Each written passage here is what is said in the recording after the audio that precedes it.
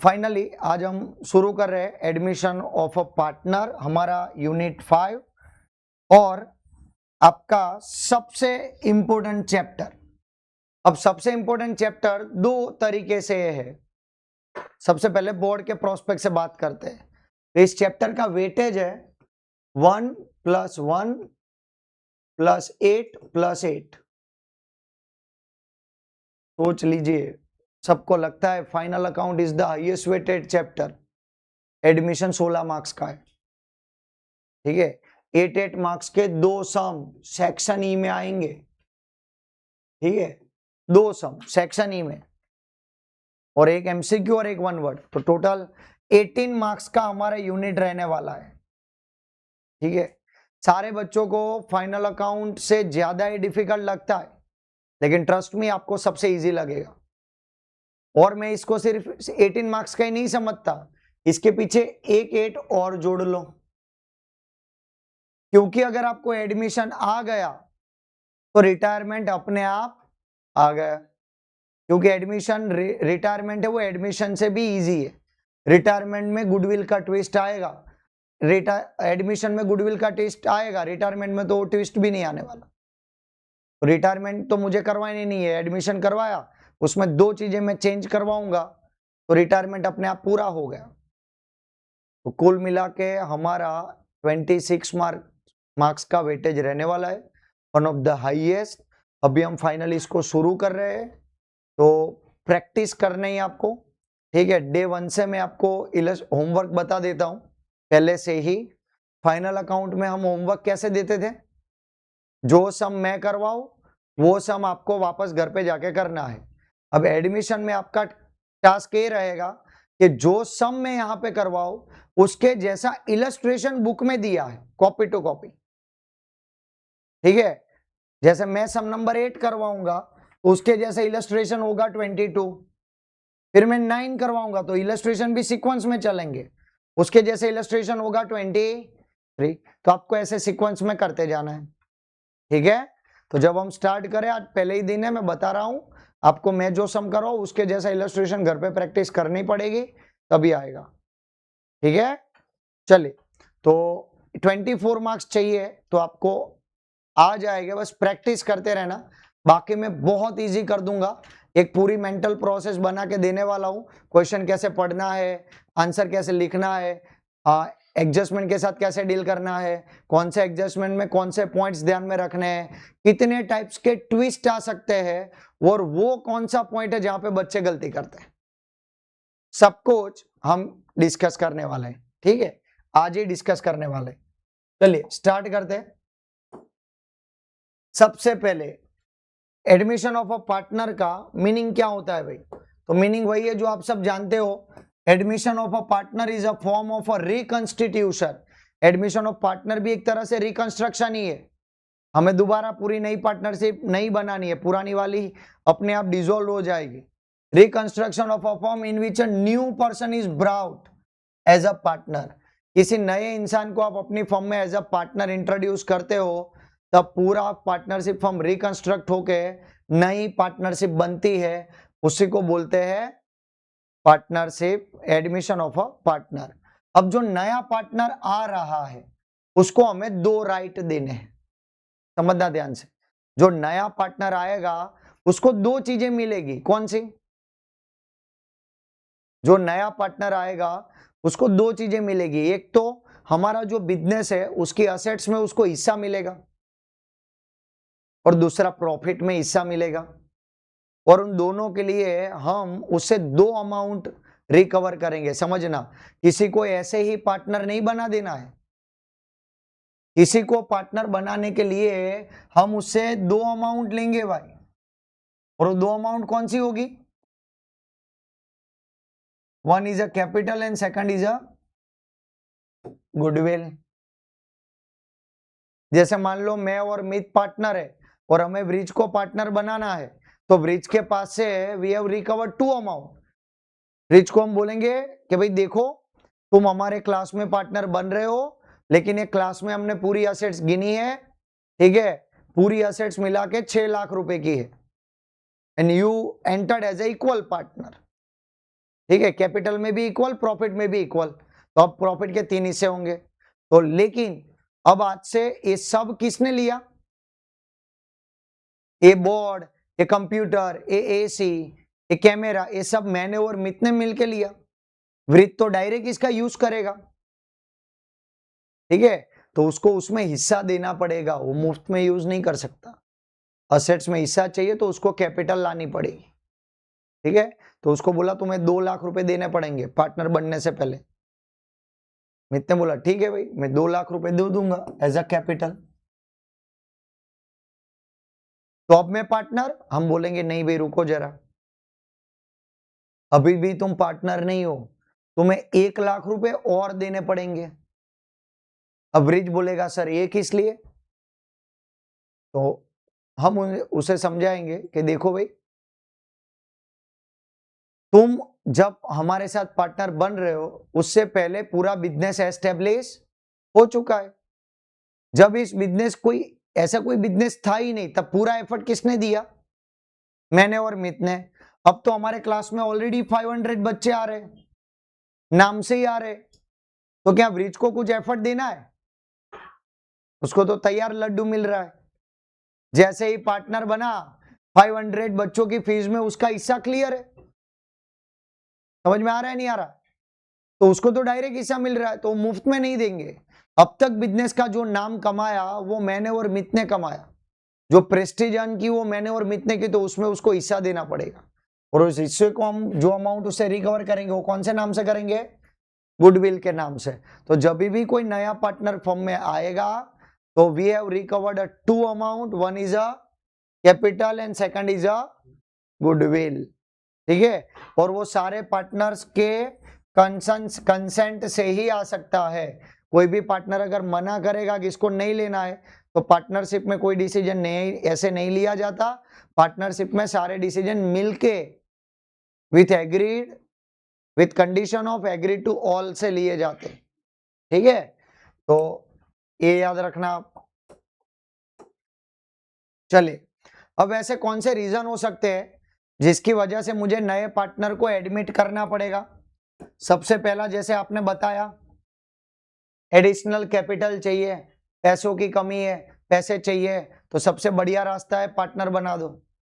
अब आप बोलोगे सर पार्टनर का एक ऑप्शन भी है, मैं किसी को जॉब पे भी तो रख सकता हूँ। डेफिनेटली राइट, किसी को जॉब पे रख सकते हैं, लेकिन क्या वो जॉब पे रखा हुआ इंसान कैपिटल देगा?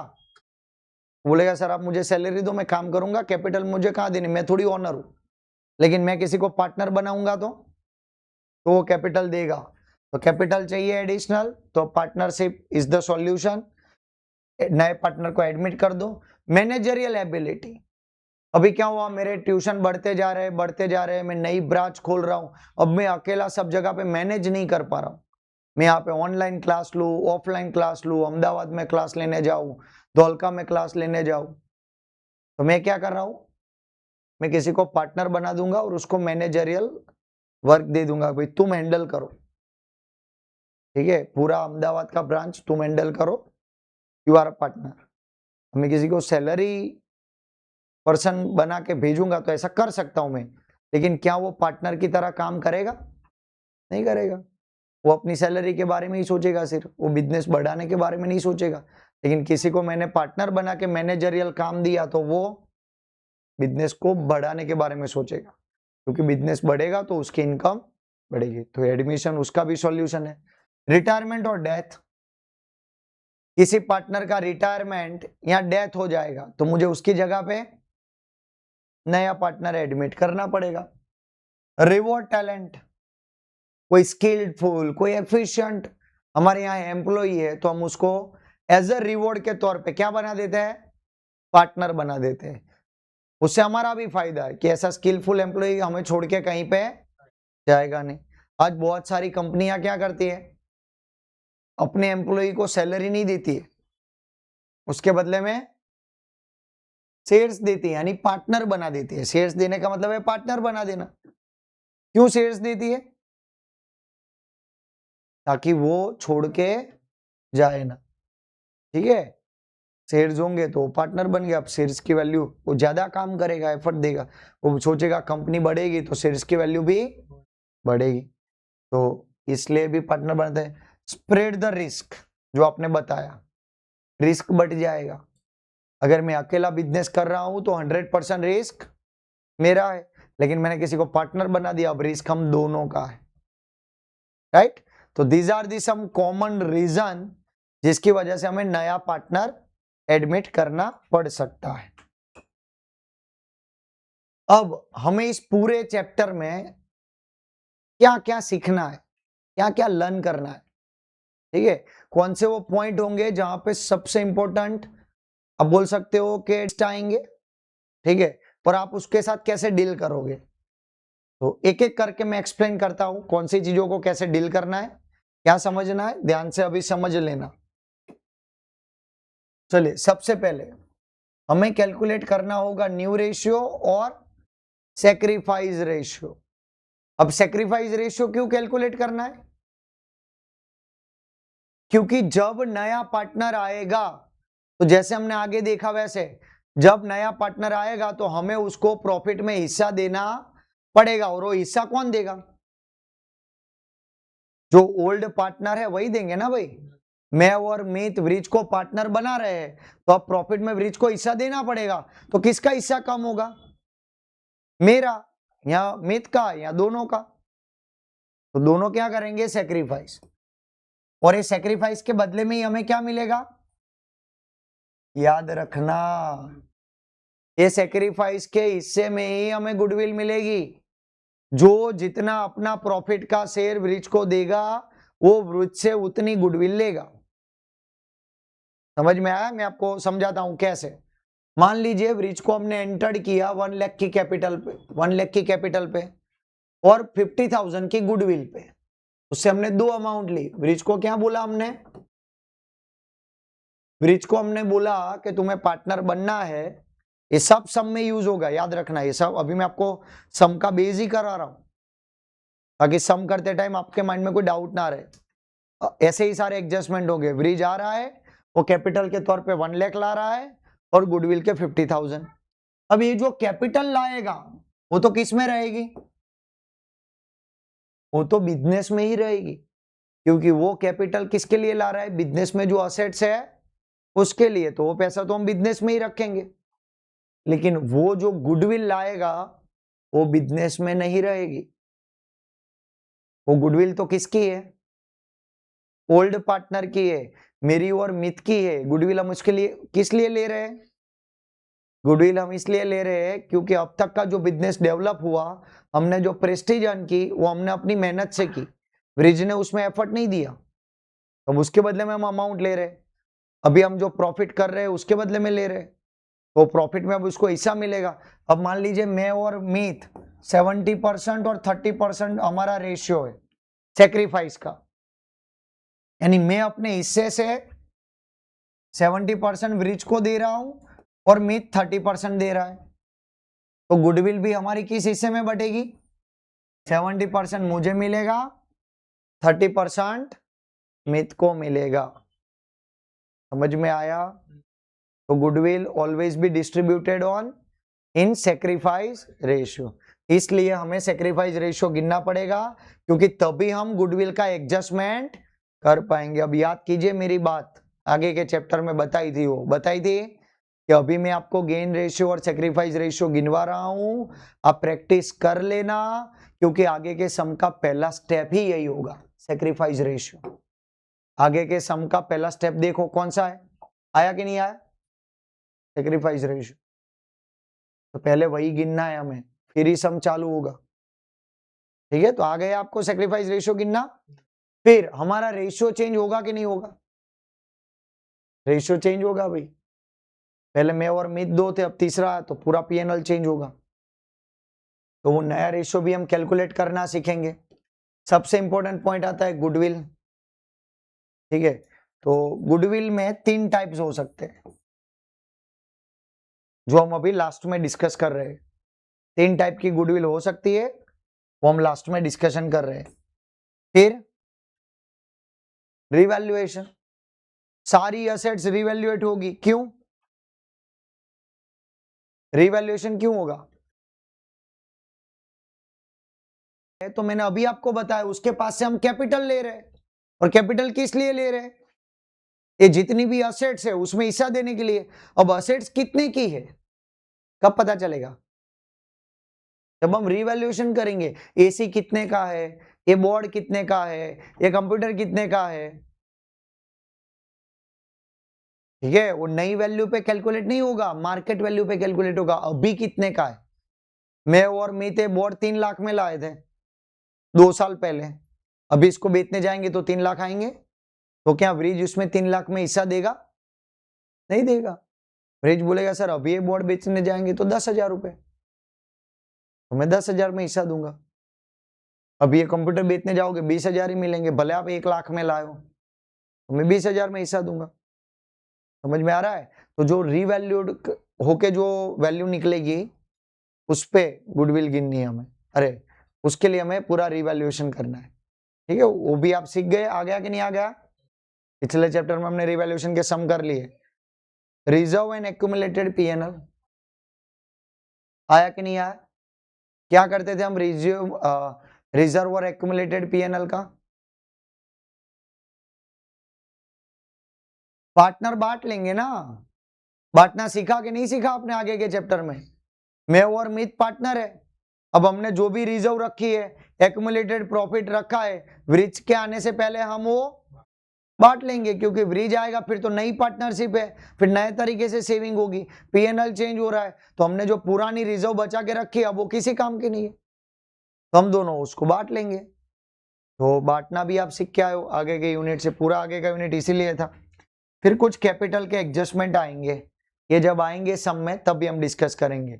एडजस्टमेंट कैसे हो सकते हैं? कई बार हम बोलेंगे कि नए पार्टनर को इतनी कैपिटल लानी है, प्रोपोर्शनेट में कैपिटल लानी है, नए रेशो के अकॉर्डिंग कैपिटल सेट करनी है, वो सारे ट्विस्ट आएंगे, लेकिन वो जब सम में आएंगे तभी हम डिस्कस करेंगे। तो कुल मिला के आपको पूरा इतना सीखना है। इसमें से आपको आता कितना है, जिसका आपको पीछे के चैप्टर से थोड़ा मोड़ा नॉलेज है। चलो, सेक्रीफाइस रेशियो आता है, क्या था उसका formula? Old share minus new share. इसमें और 2 ट्विस्ट आ सकते हैं, लेकिन वो जब आएंगे तब डिस्कस करेंगे। गुडविल अभी मैं डिटेल में डिस्कस कर रहा हूं, ठीक है, कि गुडविल में क्या क्या ट्विस्ट आ सकते हैं। रिवैल्यूएशन में मान के चलता हूं आपको आता है, याद है ना? अप टू और बाय वाला पॉइंट मैंने समझाया था, याद है या नहीं है? तो बस रिवैल्यूएशन रेडी आपका। रिजर्व सरप्लस बांटना सीख लिया हमने, कैपिटल जब आएगा तब सीखेंगे। तो कुल मिला के गुडविल और एक कैपिटल एडजस्टमेंट, ये 2 चीजें आपको आ गई, उसके अलावा पूरा सम आपको आ ही जाएगा। सबसे ज्यादा फोकस इन 2 चीजों पे आपको करना है, गुडविल पे और कैपिटल एडजस्टमेंट में। तो आपका एडमिशन आपके लिए one of the most easy chapter बन जाएगा, ठीक है। अब बात करते हैं कि गुडविल में क्या ट्विस्ट हो सकते हैं। गुडविल के बारे में बता रहा हूं, गुडविल का एडजस्टमेंट हम कैसे सॉल्व करेंगे।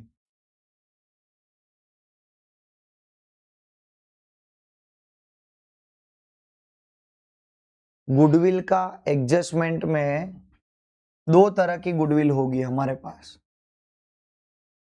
एक नहीं, कितनी गुडविल होगी? 2। एक बैलेंस शीट वाली गुडविल और दूसरा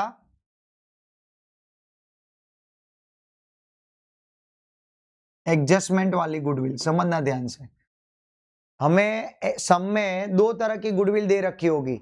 एक गुडविल दे रखी होगी बैलेंस शीट में और एक गुडविल दे रखी होगी एडजस्टमेंट में। अब बैलेंस शीट वाली गुडविल का क्या करना है? बैलेंस शीट वाली गुडविल ओल्ड पार्टनर्स के बीच में बांट देनी है। ये आपको जनरल एंट्री भी लिखी है, old partners capital account debit, capital और current account debited to goodwill account. Ratio must है, याद रखना। कौन से रेशियो में बांटेंगे हम? ओल्ड रेशियो में, ठीक है। लेकिन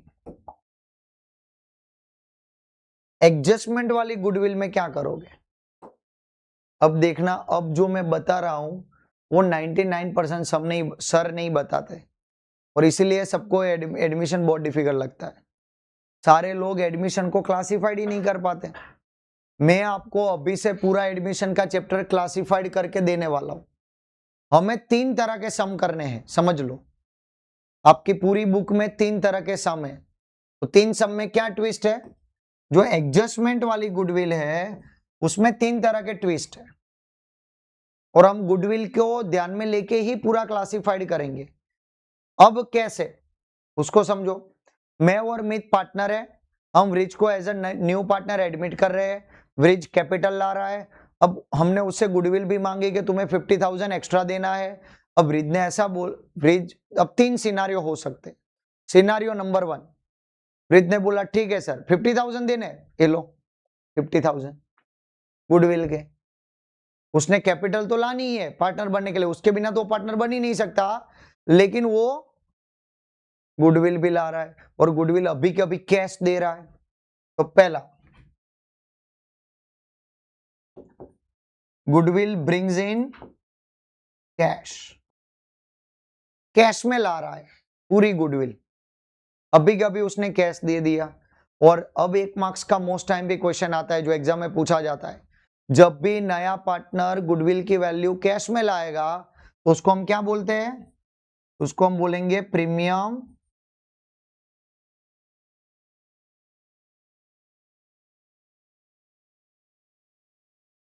प्रीमियम ऑफ अ गुडविल। क्या बोलेंगे हम उसको?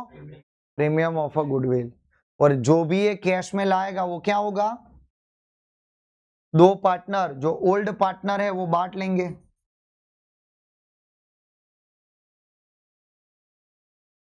ओल्ड पार्टनर्स के बीच में बढ़ जाएगा। कौन से रेशियो में?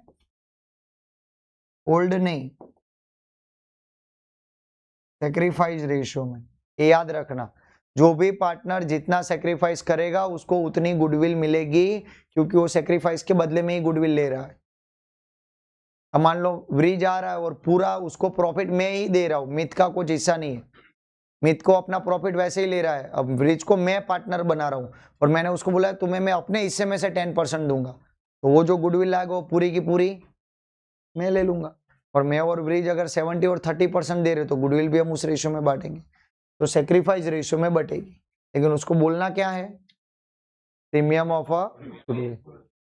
अब दूसरा सिनारियो ये हो सकता है कि व्रिज पार्टनर बनने के लिए आ रहा है, लेकिन उसने मना किया, सर अभी पैसा नहीं है मेरे पास, मैं आपको कैपिटल देता हूं, गुडविल भी दूंगा, लेकिन फिलहाल मेरे पास पैसा नहीं है, आप उधार रखो, जब प्रॉफिट यहां से कमाऊंगा फर्म से तो तब ले लेना। मैंने और मित ने बोला ठीक है भाई, बाद में दे देना, आजा। तो दूसरा केस कौन सा बना?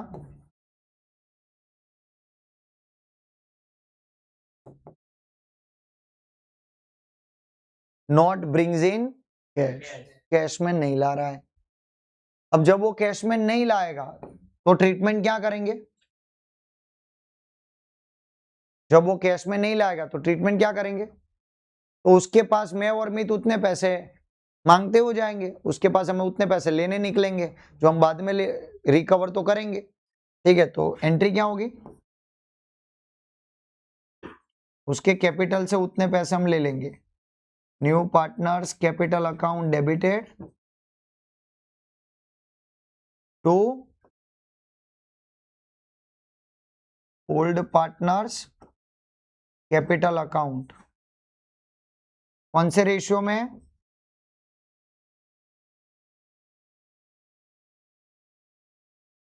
सेक्रीफाइस रेशियो में।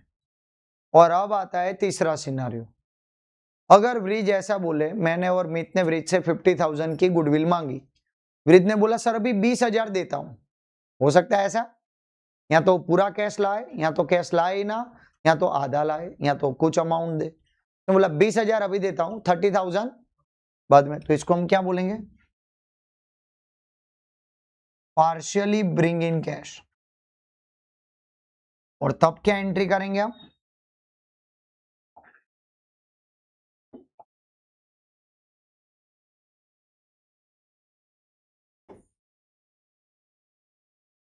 तब ये दोनों एंट्री आ जाएगी, क्योंकि जो अमाउंट वो कैश में लाएगा उसको इस तरह ट्रीट करेंगे, और जो अमाउंट वो नहीं लाएगा उसको इस तरह ट्रीट करेंगे। ठीक है, ये मोस्टेस्ट आईएमपी पॉइंट है जो मैंने आपको समझाया।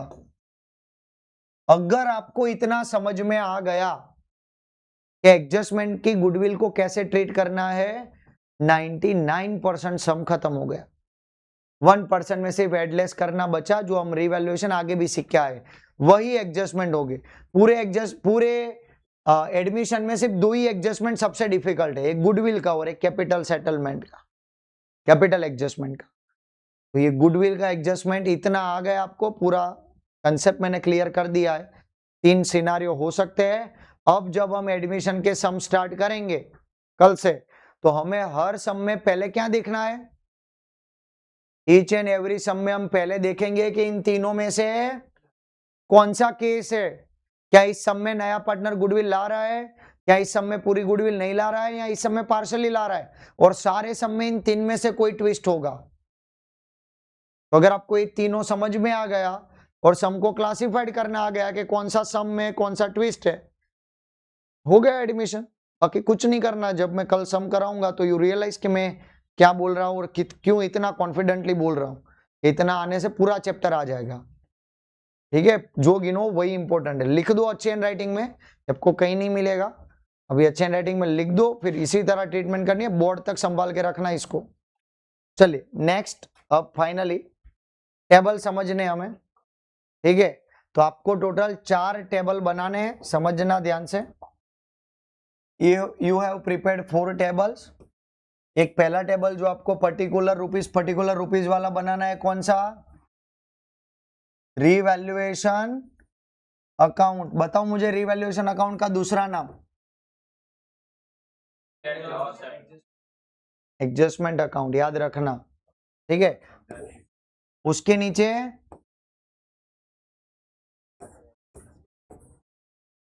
तीन पार्टनर्स कैपिटल, 3 कॉलम वाला, उसमें जो नया पार्टनर आएगा वो यहाँ पे लास्ट में, और 2 दिए होंगे। ठीक है, उसके अलावा ऊपर क्या बनेगा, कैश एंड बैंक अकाउंट। सारे सब में 4 अकाउंट बन जाने चाहिए। ये मैंने आपको स्पेस के साथ बताया कितने स्पेस में क्या, और ऊपर नीचे ड्रॉ करना है। अपना दिमाग मत दौड़ाना, सर मैं पूरे पेज में ड्रॉ कर दूं चलेगा, जरूरत नहीं है भाई। चलता है लेकिन जरूरत नहीं है। क्रॉस एंट्री सब जगह पे रूल अप्लाई होगा, तो ये सही करना है। आधे से ज्यादा पेज में ये कितने लाइन का बोला मैंने, 8 to 9 लाइन में 3 पार्टनर का कैपिटल अकाउंट। 7 to 8 लाइन में आपको बनाना है कैश या बैंक अकाउंट, दोनों कंबाइन बनेगा। और नीचे जो भी जगह बची उसमें बैलेंस शीट आएगी। ऐसे 15 टेबल ड्रॉ करके आपको रखने हैं, जिसमें हम सम करेंगे लायबिलिटी और असेट्स। गलती से यहाँ पे पर्टिकुलर मत डाल देना, और इसके ऊपर डेबिट क्रेडिट भी नहीं लिखना है। टेबल रेडी है, कल से हम सम चालू करेंगे। आज जितना बोला है उतना लर्न कर लेना।